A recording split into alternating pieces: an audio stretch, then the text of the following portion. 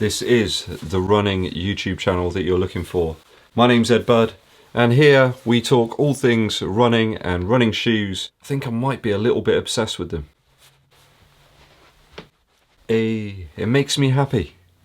A number of viewers recently have requested a comparison between the Adidas Adios 4 and the Vaporfly 4% Flyknit. I think off the back of the recent carbon fibre shoe debate. Oh man, that debate got quite heated at times. I think it's still going on really.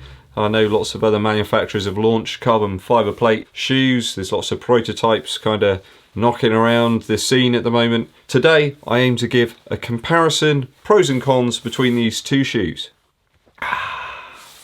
As you can see, I'm wrapped up nice and warm today, guys. Temperature's dropped a little bit here in England, and you know what we're like, we moan about the weather all the time.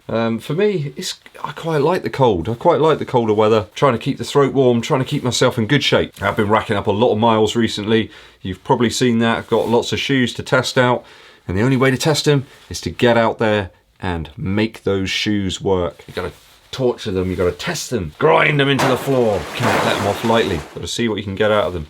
It's the only true way to give you my honest opinions. And to do that, I've got to stay in shape, got to stay nice and fit. So I finally had a chance to put some more miles into the Adios 4s recently, and that gave me an opportunity to kind of write down my thoughts, kind of collect my thoughts together on these low stack height Adidas racing shoes. So first up, some specs on both of the shoes. Heel to toe drop on both these shoes is exactly the same. 10mm on both. The Vaporfly here has a 31-21 heel to toe drop, and the Adios 4 has a 23 to 13mm drop. So in the Vaporfly you're about 8mm higher off the ground kind of overall. I'll throw some weights up onto the screen for you for both of the shoes. I wear a size 11 UK, size 12 US. I go true to size in both of these shoes. This one's a little bit more giving. The Adios 4, it's a bit of a snug fit for me. I think if anything I'm an 11 1/4 or something like that.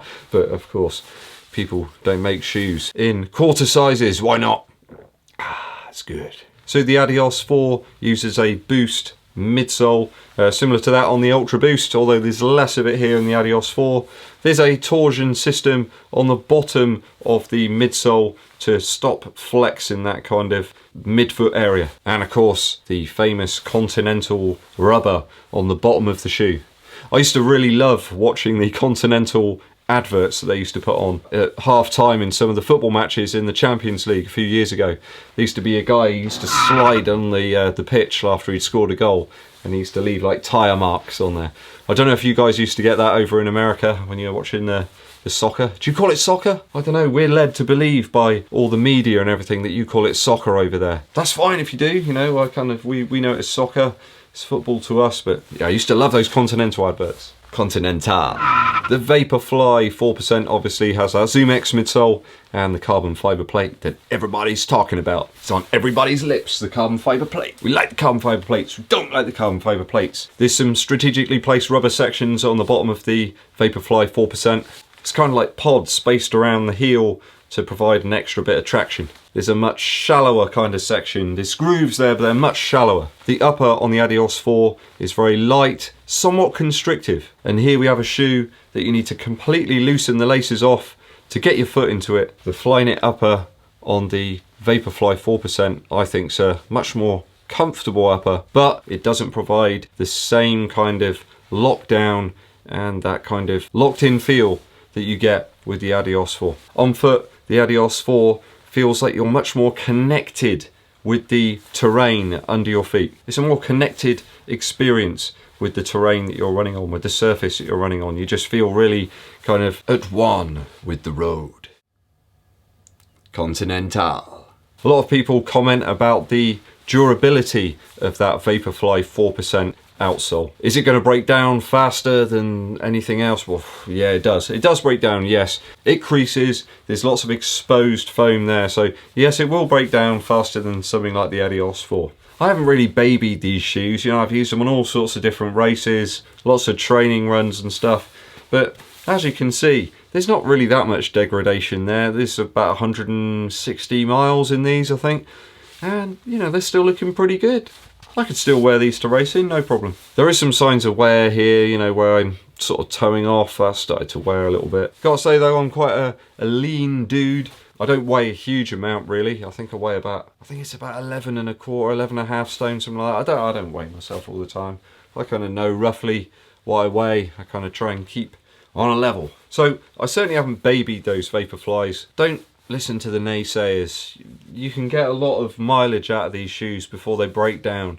Trust your feelings. That side, I do think the Continental rubber on the Adios 4 is probably going to last a little bit longer. I think over greater distances, the Vaporfly 4% is the better shoe of the two. The Adios 4 is a great shoe, don't get me wrong, but I don't feel as if there's enough cushion for me personally past that half marathon distance. As the miles rack up, I think that Zoom X foam really is magic stuff. It really does lessen the fatigue quite considerably over greater miles. You know you've put some greater effort into these. Recently I went out on a 10-mile run. Don't think I particularly put loads and loads of effort in, but I came out with an average pace of about 7 minutes 15 seconds per mile, something like that. And they left me feeling a little sore the next day. That side, they're incredibly fun and exciting to run in. Though similar kind of efforts, or at least similar mileage efforts, that I've done recently in the Pegasus 36 Shield and the Asics Glide Ride, really passed me by without any feelings of soreness or fatigue. That side, I still want to get out and wear these again. They are very, very fun and exciting to wear. So light. I think over shorter distances, the Adios 4 is probably the shoe I would reach for racing. I think it's a better shoe for those shorter distance runs where you've got to insert more effort, when you perhaps want a little bit more feel, a little bit more connection with the terrain. It's a very compelling shoe, and I think it's far less present on foot than the Vaporfly 4% Flyknit. The Adios 4 even handled a recent trail sort of hill session really well. That session mainly consisted of compacted dirt, complete with tree roots, stones, branches, and some uneven trails. It's got enough stability there and protection for that use case. The Vaporfly 4% Flyknit certainly isn't a shoe I could ever recommend for that type of terrain or that type of use. It's not a shoe for technical courses or routes by any stretch of the imagination. I think in wet conditions, the Adios 4 would probably be the shoe I would reach for. The Vaporfly 4% Flyknit really doesn't have the grip required to give reliable traction on really wet surfaces. I've experienced that firsthand within race situations. They have gone some way to solving that problem with the outsole on the Vaporfly Next%. That's a much better shoe in wet conditions.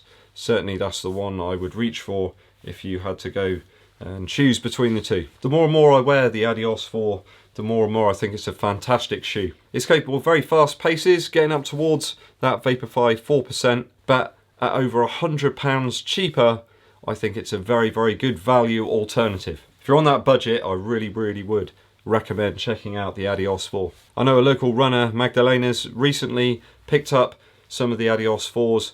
You will not regret your decision, Magdalena. It's a fantastic shoe. How can you go wrong? Like for £100, you know, there's £100 difference between these two shoes. I think go for that Adios 4 if you're after a light, nimble, responsive race shoe that you can also train in to some degree. The Vaporfly 4% Flyknit is a faster, softer and lighter shoe, but at a considerable price increase, and can get the best out of any runner once they've come to terms with its narrow base, initial rigidity and that sock-like upper, which isn't everybody's cup of tea. If you have trained or raced in the Vaporfly 4% or the Adios 4, please comment below and share your experiences with the rest of the viewers. Hope you found this video useful, guys. I've certainly enjoyed making it for you, as I do all the videos. Thanks to all the new subscribers who have very recently joined us. If you haven't already, please hit that subscribe button and make sure you hit that bell for notifications. Give the video a thumbs up and share it with your running friends. My name's EDDBUD and I'll be seeing you.